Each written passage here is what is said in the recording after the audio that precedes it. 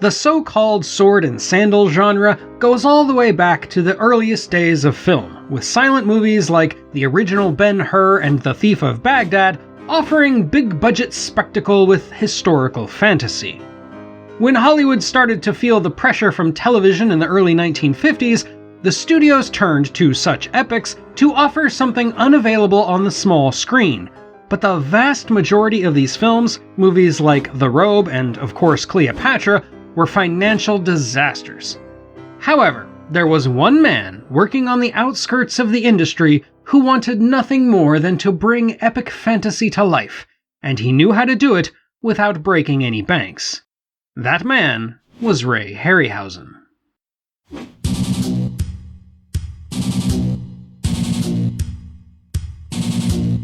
From the world past hope and fear, I bid you, genie, now appear.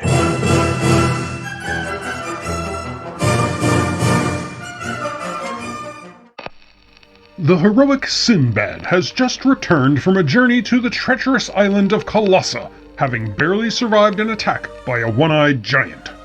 He brings with him to Baghdad a magician named Sakura, who wants nothing more than to return to Colossa to retrieve a magical lamp and the genie trapped within. With Sinbad and the Caliph refusing to condone such a mission, Sakura secretly uses his magic to shrink Sinbad's love, the Princess Parisa, and then convinces Sinbad that the only cure for her supernatural ailment can be found on Colossa. Sinbad finally agrees to a new voyage to the island, but can he survive the horrors of Colossa long enough to cure the princess? Or will the evil magician be his downfall? Shortly after working on Mighty Joe Young, Ray Harryhausen got the idea to make a movie about the Arabian merchant Sinbad the Sailor, a literary hero from 1001 Arabian Nights who went on 7 legendary adventures involving mysterious islands, fantastic creatures, and perilous danger. Sinbad had been the subject of films both animated and live action for years, but in Harryhausen's eyes, those movies were disappointing because they rarely, if ever, showed the mythological beasts, choosing to imply rather than show. Therefore, Harryhausen made 8 large drawings featuring various creatures in action with Sinbad, along with a 3 to 4 page outline of a plot that borrowed from the Sinbad tales. Unfortunately, he couldn't get any studios interested in the project, especially after the 1955 box office flop of Son of Sinbad, itself a troubled production mired in controversy. According to Harryhausen, the studios all but unanimously agreed that, quote, costume pictures were dead, unquote. A few years later, though, after making 3 successful science fiction films together, Harryhausen was able to get producer Charles Schneer to pitch his Sinbad idea to Columbia Pictures. With Columbia's tentative support, they then brought in Kenneth Kobe to turn Harryhausen's sketches and outline into a proper screenplay, which he did in concert with both Harryhausen and Schneer. Finally, with a first draft of the script completed, they went looking for a director. On the set of his previous film, 20 Million Miles to Earth, Harryhausen had developed a good working relationship with Nathan Juran, due in large part to Juran's willingness to let him essentially direct half the picture. Thus, in mid-August 1957, and with a budget of roughly $650,000, cameras began rolling on the 7th voyage of Sinbad.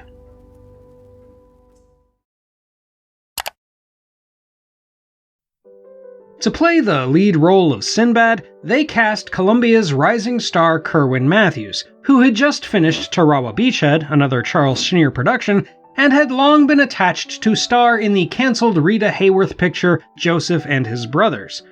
Kerwin trained extensively with an Italian Olympian fencing master whose name I'm not going to try to pronounce, and the two of them did a lot of work with Harryhausen to choreograph the climactic sword fight between Sinbad and the skeleton. While about as Arabic as I am, Matthews is easily the best Sinbad to ever appear in an American film. For the female lead of Princess Parisa, they cast Catherine Crosby, working under the pseudonym Catherine Grant, while the villain, Sakura, is played by the prolific India-born British character actor Torrin Thatcher, whose mix of cartoonish villainy and silver-tongued cunning make for the best performance in the whole film. Thatcher wore a bald cap through much of principal photography, but he eventually got sick of having it applied every morning and opted to shave his head for real. Meanwhile, the English actors Alec Mango and Harold Casket play the Caliph of Baghdad and the Sultan, respectively, while Alfred Brown plays the ill-fated Harufa. The genie is played by American child actor Richard Eyre, fresh off of his role in The Invisible Boy. Eyre wasn't cast until near the end of filming. He didn't get to visit Spain, so in many scenes you actually see a stand-in with his back turned to the camera. Though Schneer and Harryhausen initially intended to film in the Middle East, where the story is set, the ubiquitous political turmoil in the region forced them to reconsider. As a substitute, they chose Spain, where there was plenty of similar-looking architecture and lots of scenic beaches and islands to choose from. The Baghdad scenes were all filmed at Alhambra Palace in Granada, where they were only allowed to film inside at night, while the Cyclops Valley was filmed in Majorca, where they also utilized the Arta Caves for the underground sequences. Good luck. Most of the beach scenes were done in Costa Brava, near Sagaro and San Feliu. The ship scenes were done in Barcelona Harbor, because the one time they actually tried to take the ship out to sea, it nearly capsized. However, with clever use of gimbals and stock footage, they were able to fake it. For the storm sequence, the Barcelona Fire Department sprayed water from the harbor and tossed buckets of it at the actors, sometimes containing rats and other debris. Many cast members, particularly the non-Spanish ones, got sick. Kerwin Matthews, though, was already suffering from a severe fever when it came time to shoot the sequence, but he powered through it and would later go on to remark how proud he was that he did it. One place they were able to save money was on the costumes, because they used leftovers from the unfinished Rita Hayworth production, Joseph and His Brothers. Some set work was done at studios in Seville, but most of the non-location shooting was done in London and Los Angeles, including the many traveling matte shots and the entire sequence inside the genie's lamp. After most of that was done, Harryhausen then retired to his storefront studio for 11 months of stop-motion animation work, 3 of which were dedicated just to the skeleton fight. His biggest concern going into it all was, since this was the first full-length film to have stop-motion in color, he was unable to develop any film himself. The resulting time crunch did force him to abandon plans to include the sirens, who were heard but not seen in the final film, but once he got into a rhythm, he was surprised by how much he was able to get done. Luckily, he had the foresight, prior to even starting his work, to ensure that the background plates were filmed with additional lighting or overexposed film, due to the fact that the rear projector he used for his trademark dynamation process had a tendency to mute color images. For the Cyclops, he recycled some of his unused ideas for the Emir in 20 Million Miles to Earth, and even cannibalized the Emir armature to create the two-horned monster. He also used parts of his Beast from 20,000 Fathoms to build the dragon, inside of which he placed a carefully regulated bladder to simulate breathing. One way he was able to speed up the process was by using molded foam rubber, a relatively new technology at the time. Finally, when most of the film was complete, Harryhausen wanted to get King Kong's Max Steiner to provide the score. But Charles Schneer had somebody else in mind. Schneer had met the great Bernard Herrmann a few years earlier and remembered that the composer had expressed interest in doing fantasy. Herrmann therefore enthusiastically agreed to work on Sinbad, and the resulting music is considered some of the best music in cinema history, full stop. As usual, I wish I could play some of it for you, but YouTube's gonna YouTube.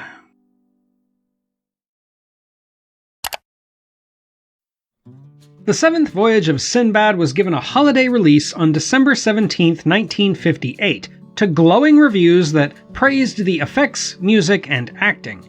It did really well with audiences too, with a lot of them, particularly children, seeing it more than once, extending its profitable run well past the Christmas season.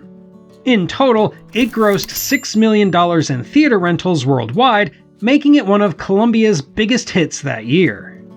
In its wake, Harryhausen became more famous than ever before, and Hollywood continued to try to make more sword and sandal pictures, failing to understand that the magic didn't come from big-name stars or expensive sets. Kerwin Matthews so enjoyed working with Harryhausen and Schneer that he would star in their next film, The Three Worlds of Gulliver, though by the time Harryhausen finally returned to Sinbad in the 70s, Matthews had quit acting and needed to be replaced. Regardless, the seventh Voyage of Sinbad is widely considered one of Harryhausen's best films, in addition to being one of the best straight-up fantasy films of all time. I may not have been around at the height of its popularity in the 50s and 60s, but I know how seminal the picture was for children and even adults when it came out. Nothing like it had ever graced the silver screen before, and few movies have come since that can claim to have captured its spirit.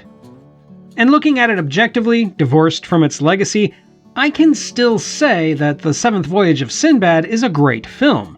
Harryhausen has really hit his stride by this point, and the tone of the film is a perfect embodiment of family-friendly escapism.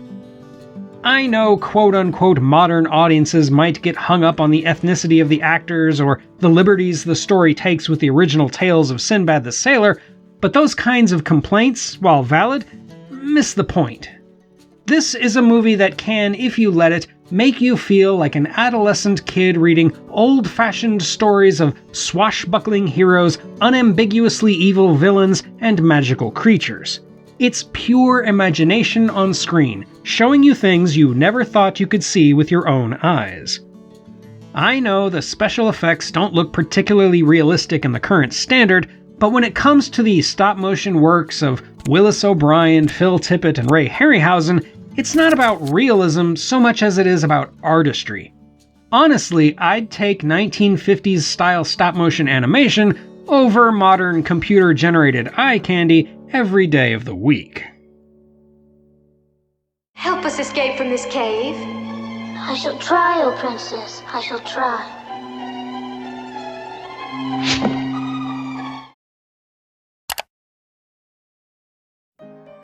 There are many genres in literary fiction that can be considered precursors to science fiction, but one that often gets overlooked is the fantastic voyage, not to be confused with the sci-fi movie of the same name that I've already covered on this channel.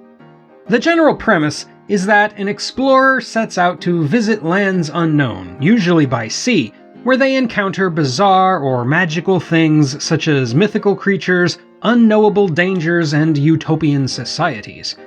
As a genre, the fantastic voyage can be traced all the way back to classical times, as embodied by Homer's Odyssey and Jambalus's Islands of the Sun. But today, the fantastic voyage we'll be looking at was first published exactly 3 centuries ago, in 1726. It was then that the Irish writer Jonathan Swift unveiled his 4-part political satire Gulliver's Travels, which is, according to Wikipedia at least, the most printed book ever written by an Irishman. It's still taught in schools and adapted in many forms of media today because its absurdist depiction of power and civilization remains as relevant in the early 21st century as it was in the early 18th. But for this video, we're going to talk about a film adaptation from 1960, one undertaken with the special visual effects of the great Ray Harryhausen.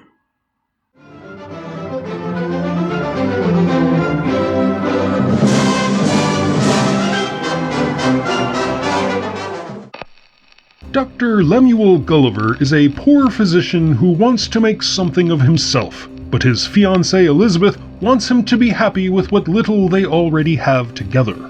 After an argument, Gulliver takes a ship voyage that promises fame and fortune, but when he is thrown overboard after discovering Elizabeth has stowed away with him, he washes up on the island of Lilliput, where he finds a whole kingdom of tiny people for whom he is a giant. Though he is greeted as a hero, he is chased out in disgrace, only to once again find himself shipwrecked on a mysterious island, this time called Brobdingnag, where instead of being a giant, he and Elizabeth are the tiny people. In early 1958, Universal International began work on a film adaptation of Gulliver's Travels, after writer Arthur Ross had failed to get a television adaptation underway at NBC due to a Writers Guild strike. Universal International commissioned Ross, along with Cy Gomberg and Jack Scher, to write a new screenplay for the big screen. Around the same time, Columbia began working on its own film adaptation under producer Charles Schneer. Despite the property being well within the public domain, Universal wanted the Columbia version to be scrapped. But eventually, Schneer was able to work out a deal whereby his company, Morningside Productions, would make the film using Universal's script and hiring Jack Scher to direct. As a bonus, Schneer would of course take advantage of the services of Ray Harryhausen, following the enormous success of the seventh voyage of Sinbad. In order to make the new film, eventually retitled to The Three Worlds of Gulliver, Schneer and Harryhausen moved their base of operations to England. They did this for a multitude of reasons, including cheaper labor, closer proximity to European locales, and access to a new sodium-backed matte process being developed by Rank Film Laboratories in London that promised instantaneous results and cleaner detail. Later, when the movie was in post-production, Columbia opted to add super to Harryhausen's trademark dynamation to highlight this. But Harryhausen claimed the super meant absolutely nothing.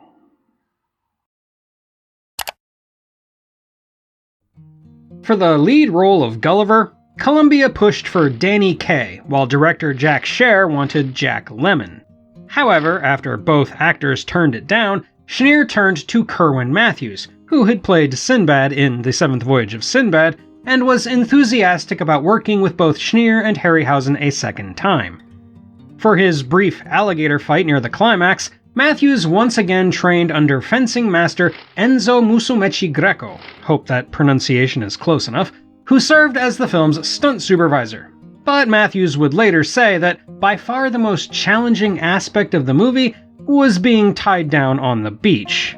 He was stuck, motionless, in that position for upwards of 8 hours a day, unable to eat, drink, or go to the bathroom. Meanwhile, for the female lead, Elizabeth, a character created for the film, they cast English actress June Thorburn, who had recently appeared in George Pal's Tom Thumb. I might get a lot of hate for saying this, but I actually like the addition of a romantic interest to the story. I'll talk more about why I think it works when I get to discussing my overall opinion of the movie, but for now, I'll just say Thorburn is good in the part. Other notable actors include the B-movie queen Jo Morrow as Gwendolen, Gregoire Aslan and Mary Ellis as the King and Queen of Brobdingnag, Mouseketeer Sherry Alberoni as Glumdalclitch, and Alec Mango returning from the Seventh Voyage of Sinbad to play the Lilliputian minister. Filming started in July of 1959, mostly in Spain, once again utilizing Costa Brava, along with the city of Avila, the mountains of Boca del Anzo, and the La Granja Palace. Much of the studio work was done at Sevilla Studios in Madrid, and there was some additional work done at Pinewood Studios in London and at the Village Square in Shepperton. Apparently, filming in England was mired by labor problems that caused frequent stoppages and strikes, but Harryhausen was able to get to work in his new studio space utilizing the new technology that saved both time and money. Unfortunately, though, the budget of the film was so low that many potential matte shots had to be removed. A few of those were replaced by simple deep focus perspective tricks, like this one, in which Kerwin Matthews is close to the camera while the rest of the actors are far away. There also weren't many stop-motion sequences in the script, with the alligator and the squirrel being the only two that utilized Harryhausen's strengths with creature creation.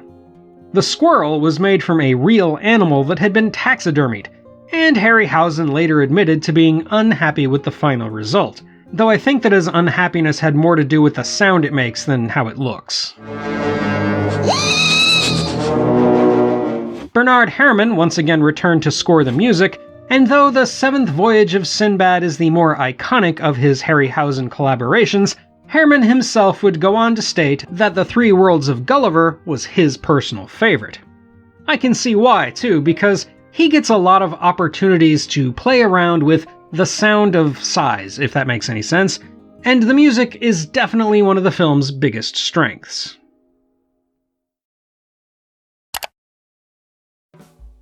The Three Worlds of Gulliver released in late 1960 to mixed reviews that praised the effects and music, but weren't impressed with a plot that felt too much geared for children.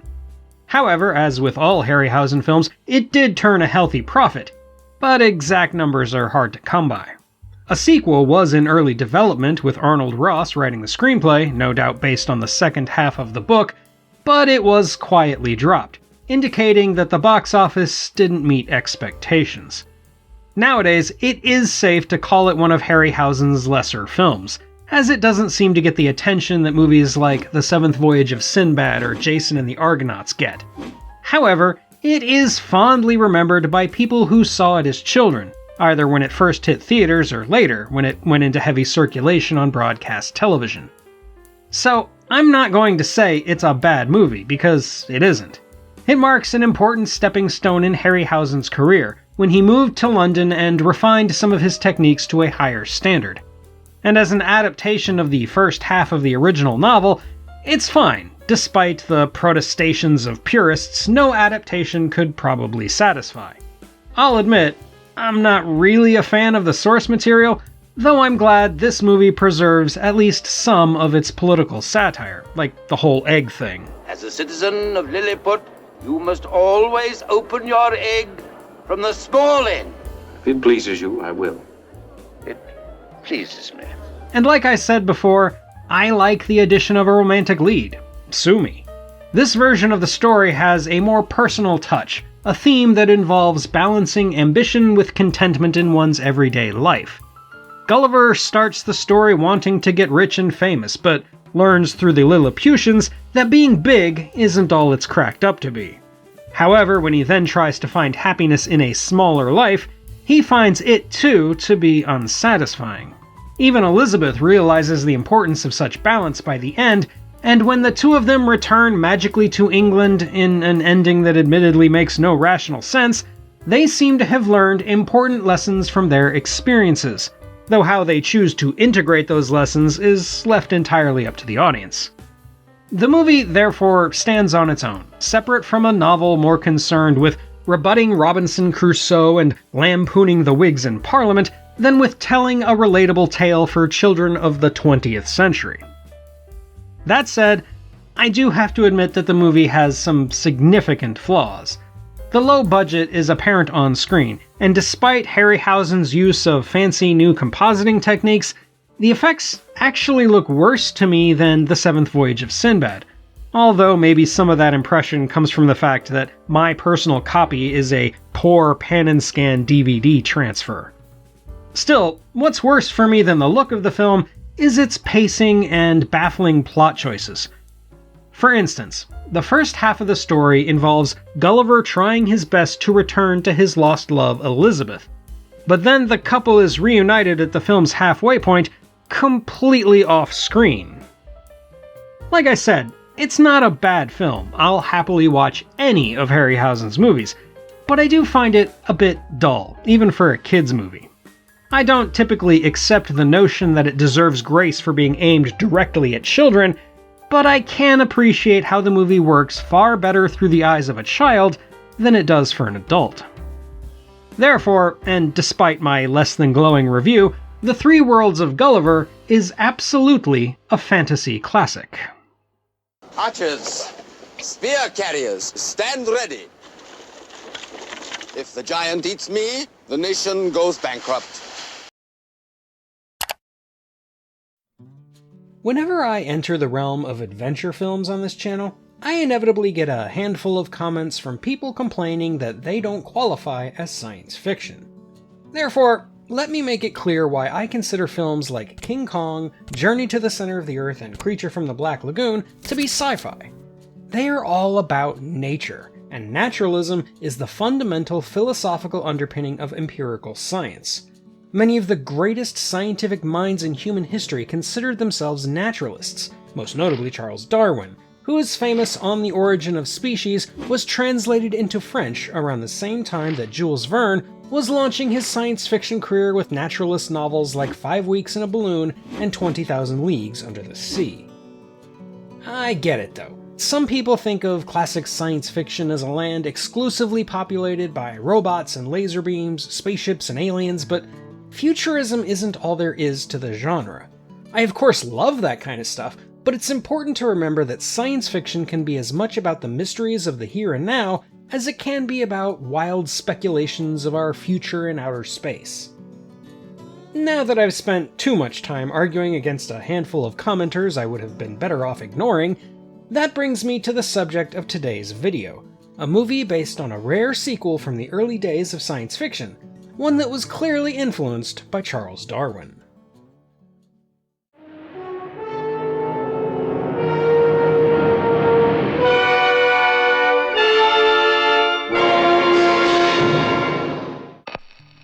In the midst of the American Civil War, 4 Union-aligned men make a daring escape from a Confederate prison, and with the unwilling help of a Confederate soldier, they launch into the skies in an enormous balloon. The balloon sails above the clouds for several days before coming down in the middle of the Pacific Ocean, just within reach of a strange, uncharted landmass. There they discover gargantuan creatures, a pair of shipwreck survivors, and the remains of a pirate camp. And when the pirates return, all seems lost until they are rescued by their enigmatic benefactor, Captain Nemo, who has been hiding within the watery caves below with his infamous submarine, the Nautilus. Though the submersible vessel no longer functions, Nemo has a plan to raise the sunken pirate ship and take the survivors home, along with technology he claims will end the need for warfare around the globe, though a volcano's imminent eruption gives him precious little time to act. With Nemo's help, can they make it out alive, or will they be the latest victims of the mysterious island? In 1875, Jules Verne published The Mysterious Island. I'm not even going to try to pronounce the French title. And it served as a sequel to both 20,000 Leagues Under the Sea and In Search of the Castaways, though nitpickers will note there is a pretty big problem with the chronology of events between the 3 works. Due to its popularity, it was adapted to the screen several times, including as a 1929 American film, a 1941 Soviet film, and a 1951 serial. On the heels of Walt Disney's success with 20,000 Leagues Under the Sea, Columbia Pictures was set to produce another adaptation of The Mysterious Island, with James Mason in talks to reprise his role as Captain Nemo. This adaptation got pretty far into pre-production, with location scouting done in Mexico, before it fell into development hell. A few years later, the producer Charles Schneer, who had already made several popular films for Columbia, including Hellcats of the Navy, 20 Million Miles to Earth, and The Seventh Voyage of Sinbad, signed a 9-picture deal with Columbia that included Mysterious Island. After moving his production offices to London in 1960, Schneer eventually began working on the adaptation, with the help of his longtime collaborator Ray Harryhausen, who had done the stop-motion animation for It Came From Beneath the Sea, Earth vs. the Flying Saucers, 20 Million Miles to Earth, The 3 Worlds of Gulliver, and of course, The Seventh Voyage of Sinbad. Schneer then hired the blacklisted director Cy Enfield, who had moved to the United Kingdom after directing The Underworld Story and The Sound of Fury. With a script in hand by John Preble, Daniel Ullman, and Crane Wilbur, they began looking for an almost entirely British cast.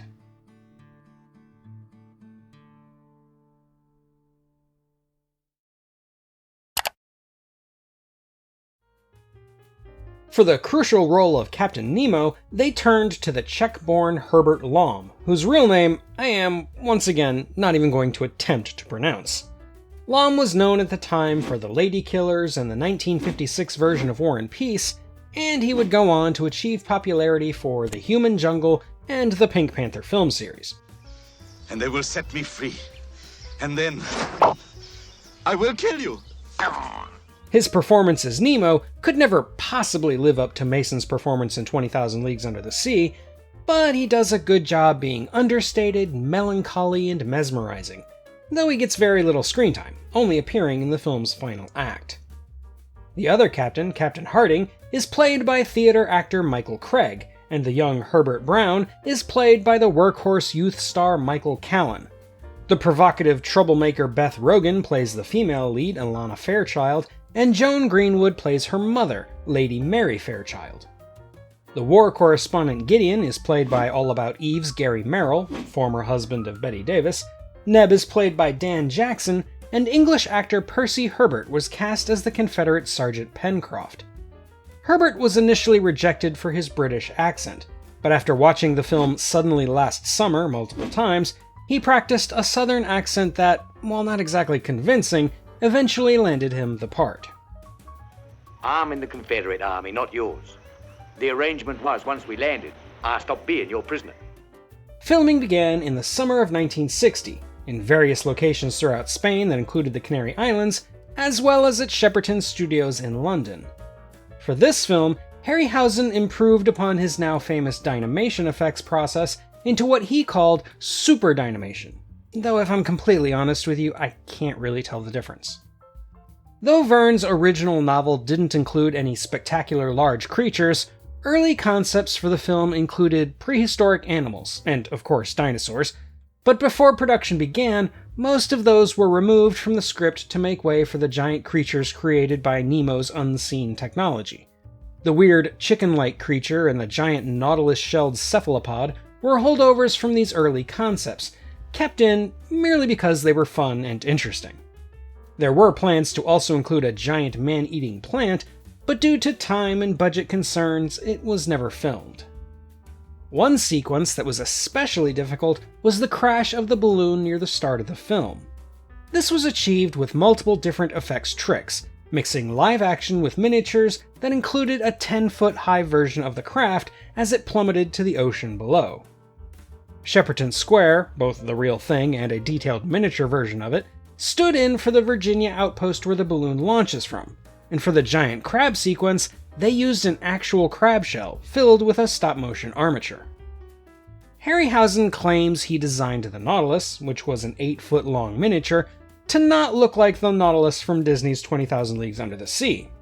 But even though he was never sued by Disney, as far as I know, it still really looks like the same submarine to me, inside and out.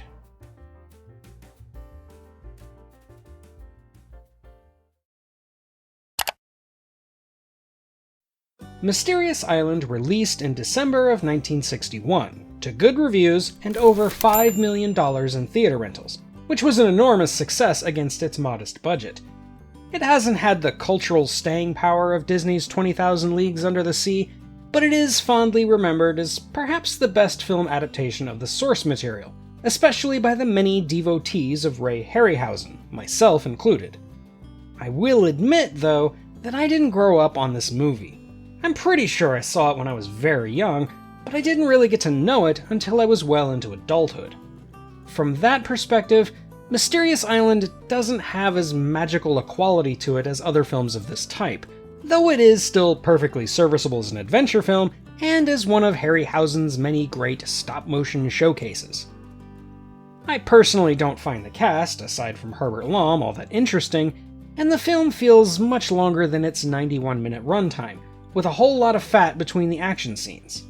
That said, some of those action scenes are great, with a giant bee sequence working very well on my bee-phobic lizard brain.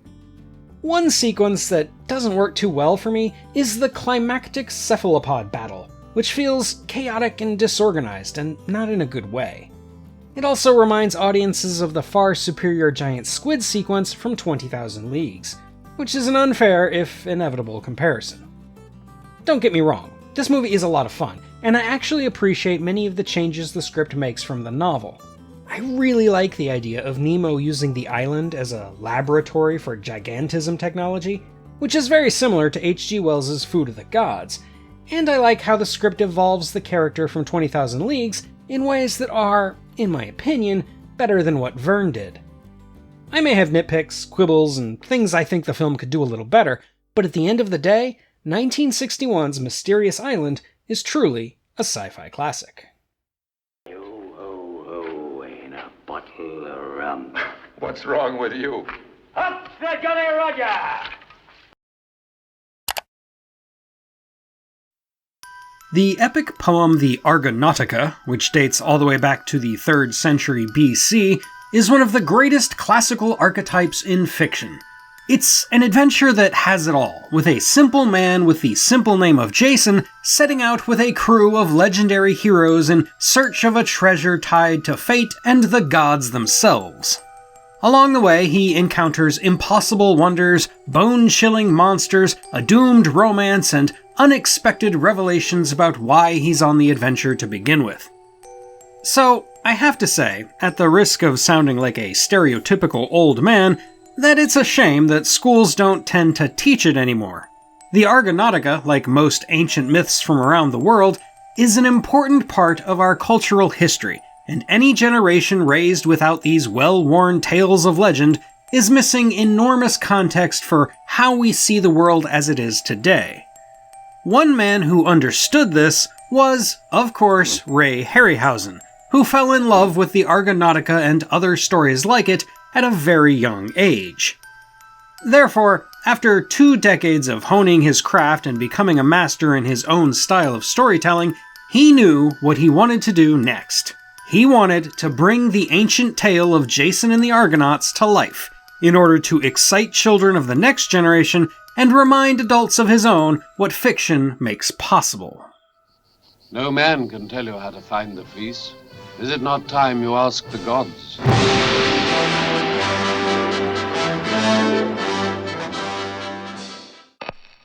The exiled son of an overthrown king, Jason sets out to avenge himself upon the usurper Pelias, but first he must undertake a bold quest to claim the legendary Golden Fleece from a tree at the edge of the world. Overseen by the gods themselves, Jason amasses the strongest sea vessel and the greatest crew in all the land, the Argo and the Argonauts, and they set out to face multiple dangers and risk the ire of the mighty Zeus. Can Jason claim the fleece, or will he and his Argonauts be fated to die in its pursuit? Following the success of the 1959 US release of Hercules, an Italian sword and sandal film starring Steve Reeves, the American market was flooded with similar imports, movies dubbed pepla by European critics. Eager to capitalize on this, Columbia Pictures turned to the dynamic duo of producer Charles Schneer and special effects superstar Ray Harryhausen, who were riding high off the successes of The Seventh Voyage of Sinbad and Mysterious Island. Harryhausen wrote an outline for a film based on the Argonautica called Jason and the Golden Fleece, and he and Schneer worked with screenwriter Beverly Cross to turn it into a full screenplay, with some additional help from scientist-turned-screenwriter Jan Reed. They tried to stick as close to the classical tale as they could, but they did make a lot of changes to suit the needs of the time, including turning the zombie-like Spartoi into skeletons and not revealing that Medea is a witch, a key point they planned to revisit in a potential sequel that would address all of the unresolved plot threads. There were also some ideas in the original script that they would have to abandon for one reason or another, including an encounter with Scylla and Charybdis, and another with the three-headed Cerberus. Schneer and Harryhausen considered filming Jason and the Golden Fleece in Greece or Yugoslavia, but ultimately settled on Italy, home to those pepla movies that were all the rage back in the United States. They also hired the workhorse Don Chaffee to direct, due in part to his familiarity with period adventures like Disney's 3-part television movie The Prince and the Pauper. Then, in late September 1961, and with a relatively high budget of around $3.5 million, cameras started rolling on Jason and the Golden Fleece.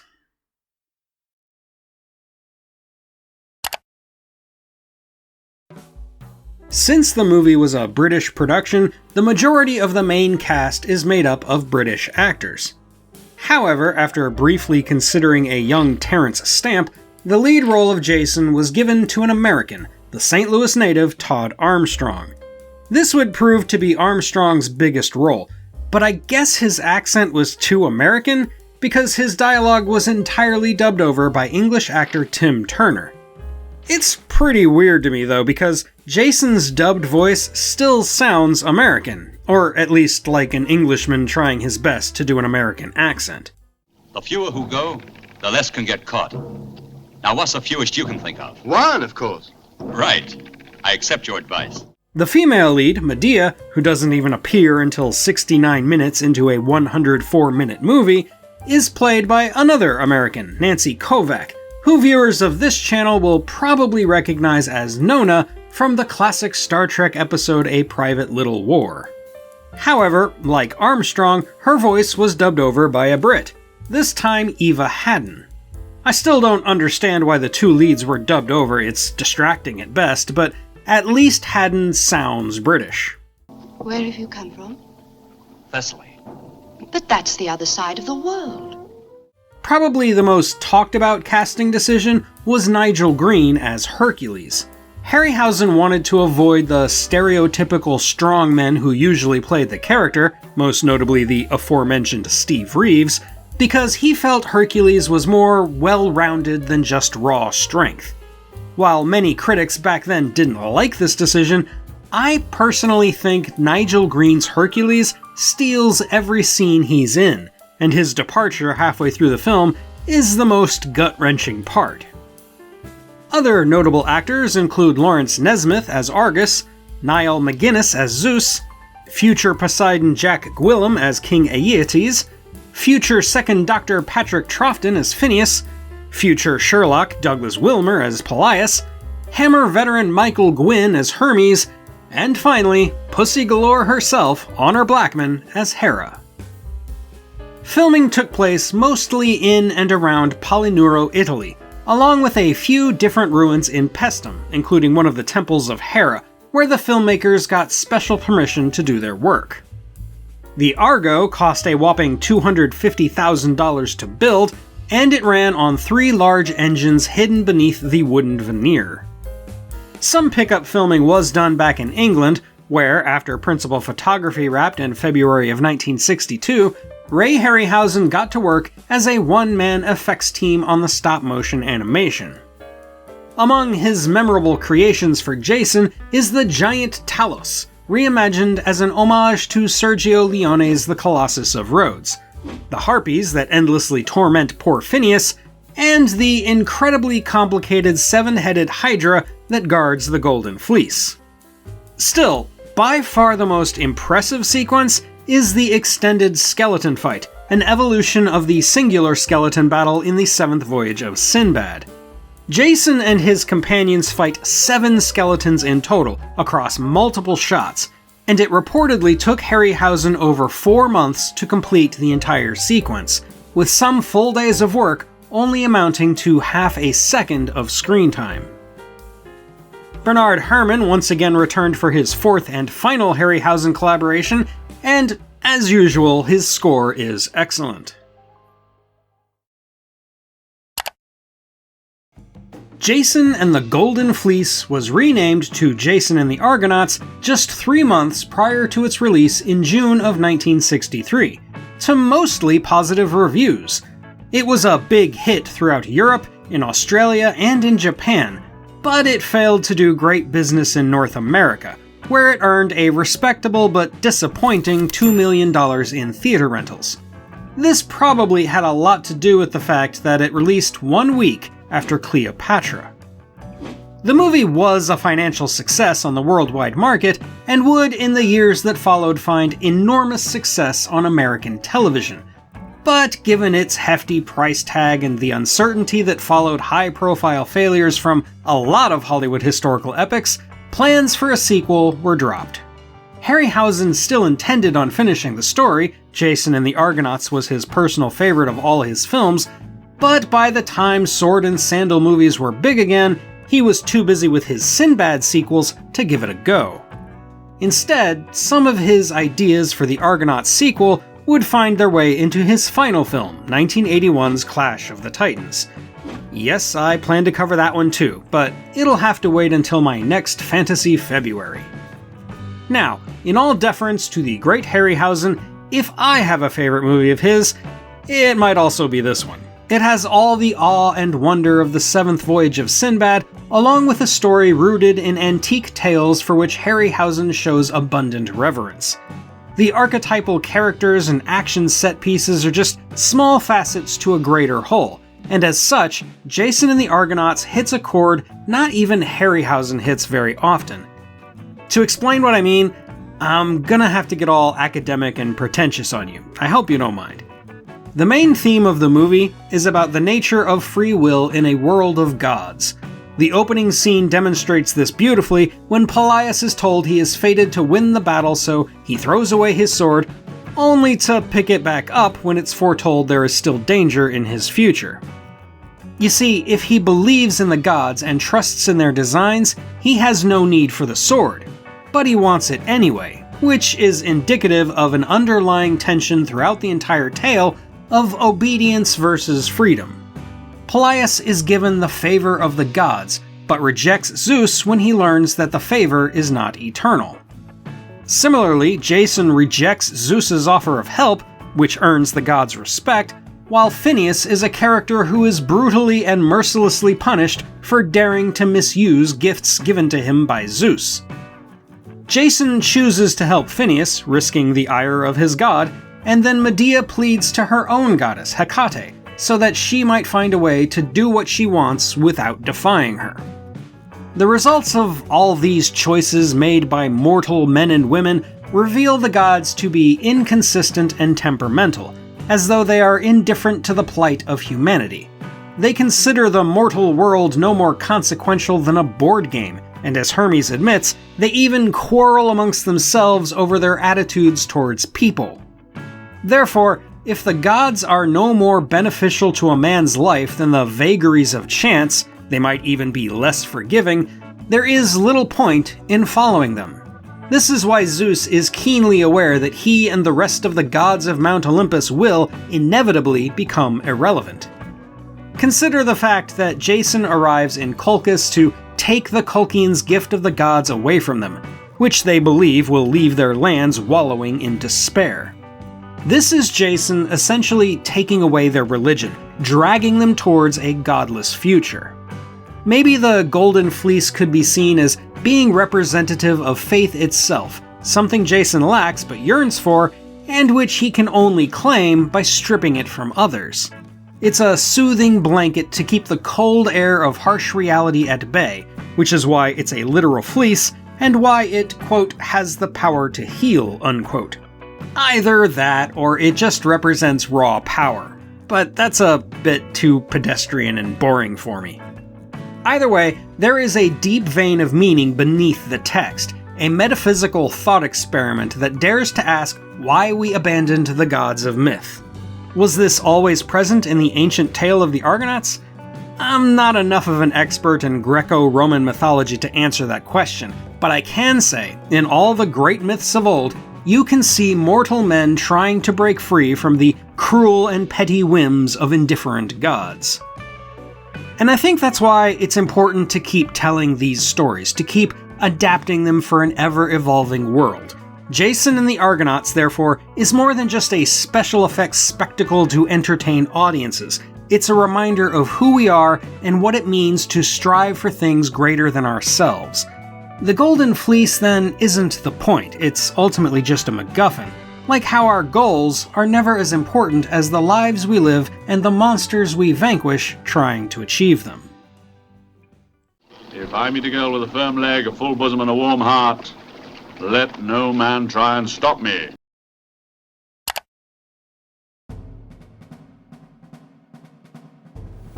There is no strife, no prejudice, no national conflict in outer space as yet.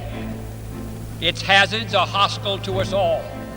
Its conquest deserves the best of all mankind, and its opportunity for peaceful cooperation may never come again. But why, some say, the moon? Why choose this as our goal? And they may well ask, why climb the highest mountain? Why, 35 years ago, fly the Atlantic? Why does Rice play Texas? We choose to go to the moon. We choose to go to the moon in this decade and do the other things, not because they are easy, but because they are hard. When President Kennedy said those words, it seemed inevitable that the entire history of human expansion, both physical and technological, would culminate with a living, breathing man stepping out onto the surface of the moon. Science fiction had been dreaming of it for the better part of a century, and given how rapidly man's powers had progressed in that time, it no longer seemed like a fantasy. The entire nation, no, the entire world, was thus prepared for the journey, and there wasn't a soul alive who didn't look up and think about what might be there on our celestial satellite, waiting for us. While scientists and engineers worked out the monumental task of getting there in real life, writers and filmmakers explored the possibilities, and one way to do that was to look back at the works of the philosophical pioneers who had already tread where mankind had yet to arrive, mental giants like H.G. Wells.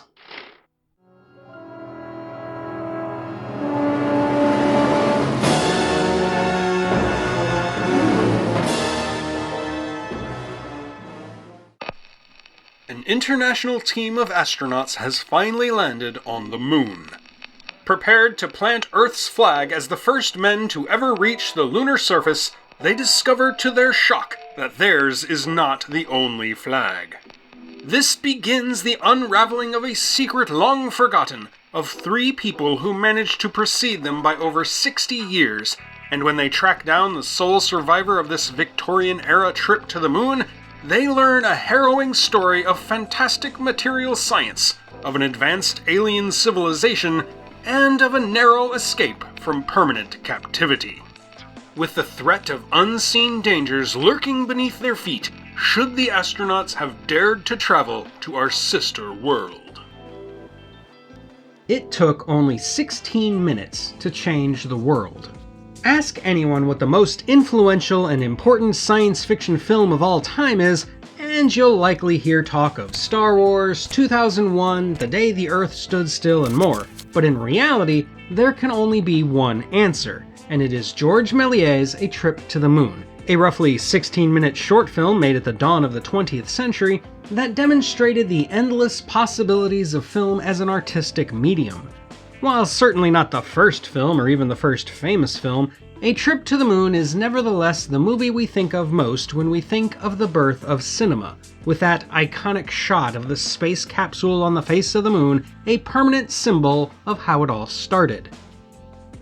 While Jules Verne tends to get the lion's share of the credit for the story, which is loosely based on Verne's novels From the Earth to the Moon and Around the Moon, the second half of the movie has far more in common with another novel, one that had just recently been published in France when Méliès set out to make his science fiction film, and one that had been made by that other great granddaddy of science fiction, H.G. Wells. It is from this other novel, The First Men in the Moon, that A Trip to the Moon gets its more fantastic elements, especially the insectoid selenite beings and their mighty ruler that live beneath the surface of the moon. The First Men in the Moon would become the basis of its own full-length film adaptation in 1919, often erroneously cited as the first full-length science fiction film adapted from a novel. For the record, that honor probably belongs to another Jules Verne adaptation, 20,000 Leagues Under the Sea, in 1916. 1919's The First Men in the Moon, though, wasn't much of a success, deviating heavily from the source material and featuring notably terrible special effects and costumes, even for the time period. It is now a lost film, and though I can find no contemporary sources that cite Wells's reaction to the film, given what he thought of all subsequent adaptations that emerged in his lifetime, aside from the one he was personally involved with, it's safe to say he probably didn't approve of it. However, after the writer's death, but before Neil Armstrong finally took that one small step, the novel was given another go, this time with the help of the special effects legend Ray Harryhausen.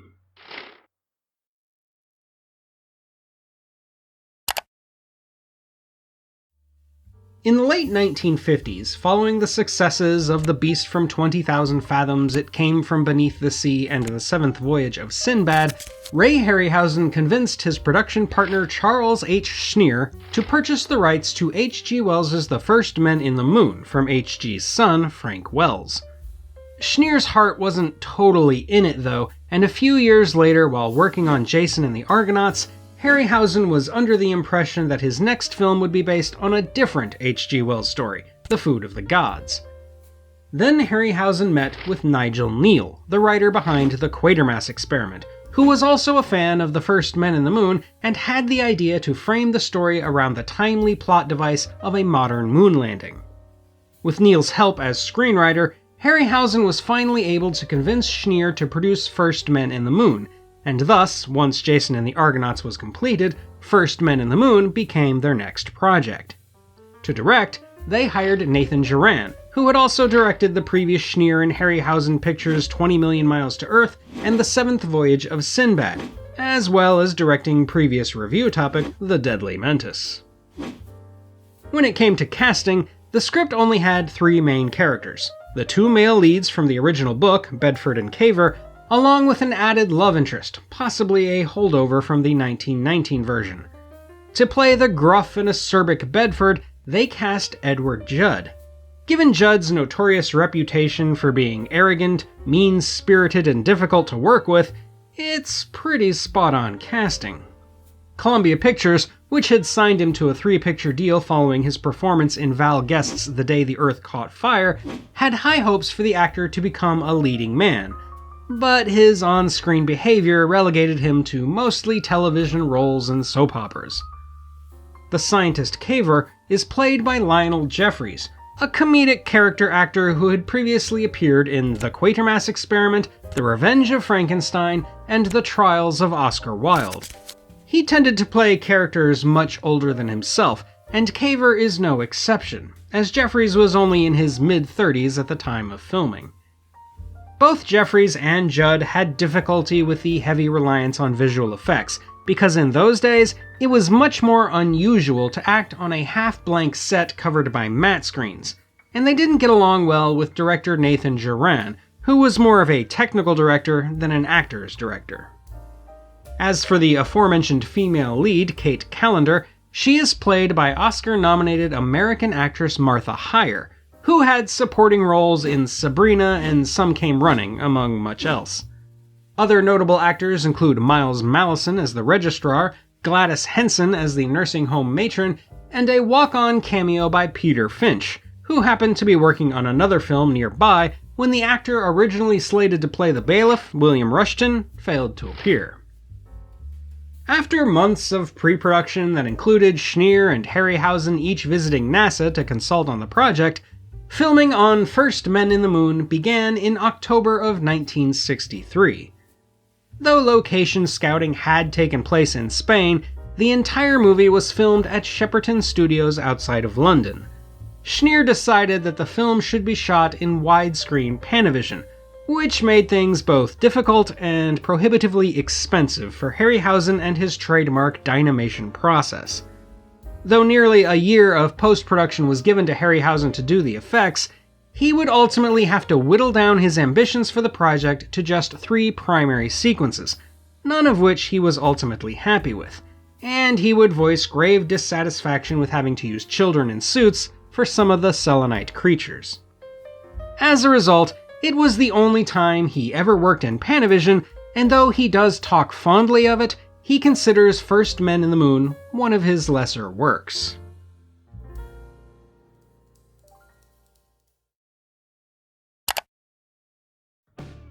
First Men in the Moon released wide over Thanksgiving weekend in 1964, to mixed reviews that felt it leaned too hard on comedy, dismissing it as more of a children's picture than a serious film.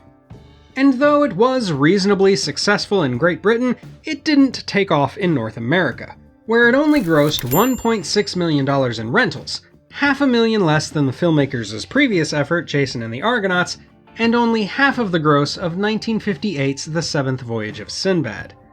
Though it remains well known, especially to lovers of Harryhausen and 60s adventure movies, it isn't as fondly remembered as those other efforts. And I can see why. Don't get me wrong, I do enjoy First Men in the Moon, and consider it a great movie to watch alongside the likes of Mysterious Island and Journey to the Center of the Earth. However, I've always thought the story was one of H.G. Wells's clunkier ones, and the movie doesn't really improve upon it. While I personally don't mind the added humor, which tends to get most of the blame for the movie's underperformance, I don't think the romantic angle adds much or makes the main character Bedford any more likable or interesting. If anything, it makes him even worse because of how horrible he is to Mary.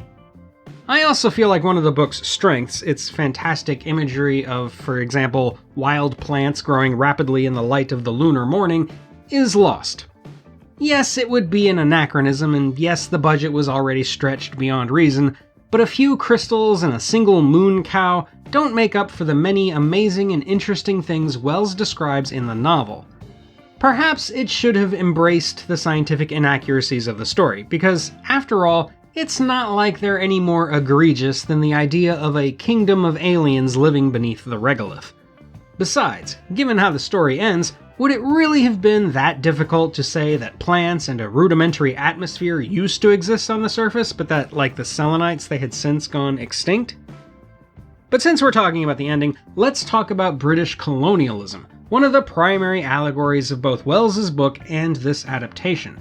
It's no secret Wells took issue with colonialism, it's what the War of the Worlds is all about, and Bedford is a none too subtle stand-in for the colonial spirit, of the reckless brutality of conquering new lands and treating the natives with unearned superiority and unprovoked violence. In the book, Bedford is even responsible for the horrifying death of a child upon his return to Earth, which he is surprisingly blasé about. However, the movie does change things up a bit in that the Selenites, rather than just cutting off Cavor's line of communication and going dark, are rendered extinct by the germs Cavor and Bedford brought with them. This is an even greater indictment of colonialism that stays true to Wells, even borrowing the fatal plot device from the War of the Worlds, but the trade-off is that it tries to soften Bedford, to not quite redeem him, but to make sure the romantic subplot could come to its logical conclusion and set the stage for the book-ending story where Bedford tells the tale from his nursing home.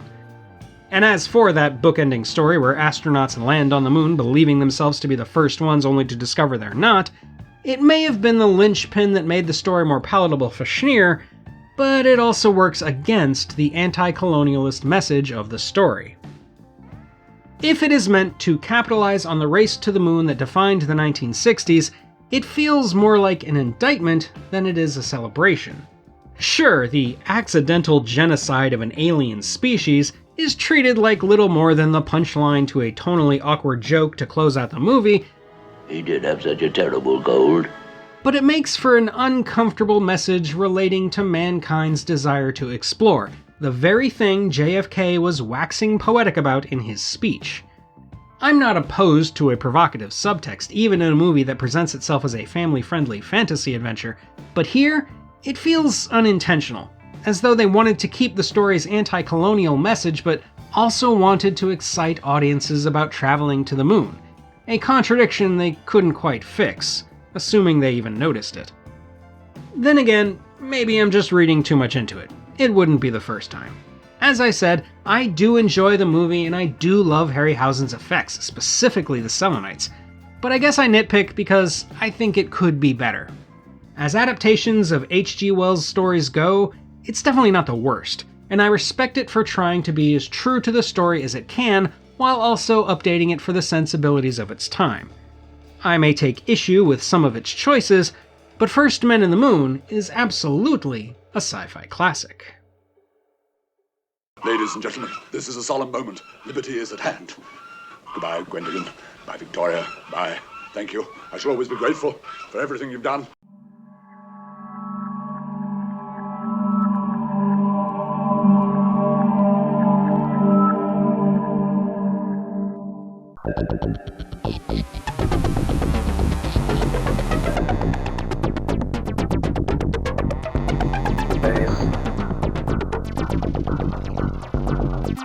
History.